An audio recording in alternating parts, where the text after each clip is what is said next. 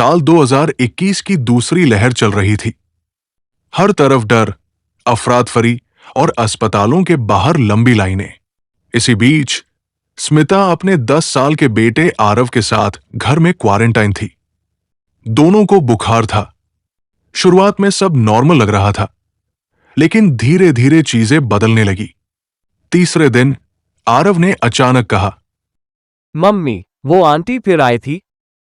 स्मिता ने थकान में जवाब दिया। कौन आंटी बेटा? आरव धीरे से बोला।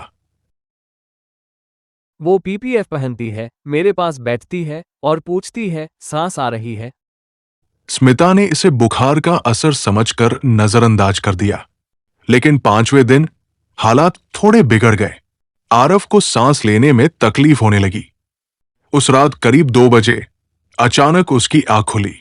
कमरा बिल्कुल शांत था, लेकिन फिर वही खांसी की आवाज गूंजी। आरव डर गया। मम्मी, वो फिर आ गई। इस बार स्मिता ने भी कुछ महसूस किया। कमरे में अचानक दवाइयों और सैनिटाइजर की तेज गंध फैल गई थी, जो पहले नहीं थी। घबराकर स्मिता ने हेल्पलाइन पर कॉल किया, लेकिन कोई मदद नहीं मिली। हर जगह एक ही जवाब, बेड नहीं है। रात के करीब 3 बजे अचानक डोरबेल बजी। स्मिता हिचकिचाते हुए दरवाजा खोलती है। बाहर एक महिला खड़ी थी, पूरी पीपीई किट में।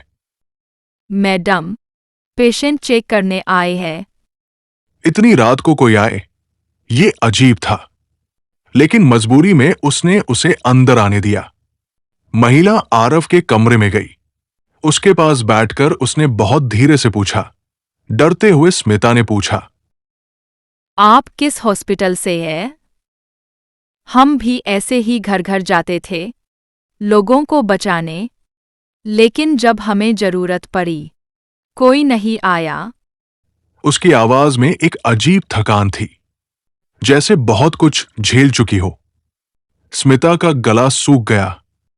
आप क्या कहना चाह रही?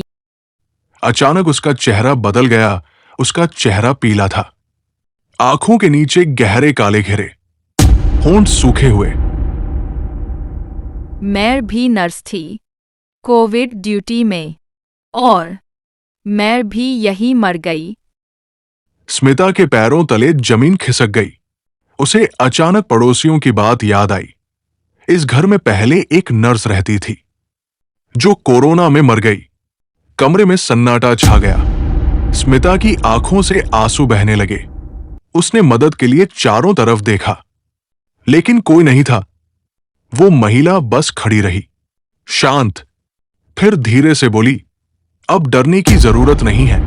उस रात सब कुछ खत्म हो गया। अगली सुबह पड़ोसियों ने दरवाजा खुला देखा। अंदर जाकर देखा तो स्मिता और आरव दोनों बिस्तर पर शांत पड़े थे, जैसे गहरी नींद में हो। कोई संघर्ष नहीं, कोई चीख नहीं, बस खामोशी। लेकिन कहानी वही खत्म नहीं हुई। कोरोना सिर्फ एक बीमारी नहीं था। कभी कभी वो उन लोगों की आखिरी आवाज बन जाता है, जो मदद मांगते मांगते मर गए।